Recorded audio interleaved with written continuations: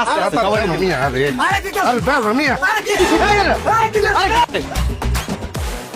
Saucer বাচ্চারা জিলাপি নিবি ঠিক আছে, আমার গামলা দিয়ে দা। এই জিলাপি নিয়ে যেরকম খাবলা খাবলি করলো, আল্লাহ জানে এর আমার দোকানের কি অবস্থা করে। আল্লাহ, মোখলেস নতুন দোকান দিয়েছে, আল্লাহ তার ব্যবসায় উন্নতি দিও। ইয়া আল্লাহ, তার একটা দোকান থেকে জানো 10টা দোকান হয়, সেই তৌফিক দান করো। ইয়া আল্লাহ, তার 10টা দোকান থেকে একটা যাতে ফ্যাক্টরি করতে পারে, সেই তৌফিক দান করো। আমিন। ইয়া আল্লাহ, একটা ফ্যাক্টরি থেকে ইয়া আল্লাহ জানি একটা কোম্পানি করতে পারে, সেই তৌফিক দান করো। আমিন। আল্লাহ, এই দোকানের বালা মুসিবত যদি না হয়, সেই তৌফিক দান করো। আমিন আমিন।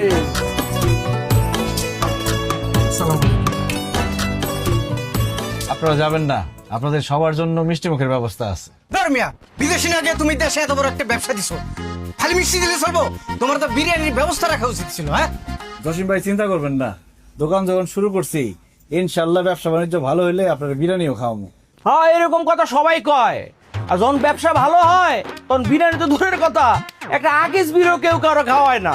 আচ্ছা জায়গা বাদ দাও, ও তোবারকের কি ব্যবস্থা করছো? জিলাপি, মিষ্টি না রসগোল্লা? জিলাপি। তাই মিয়া, তুমি এত কিপটা কেন?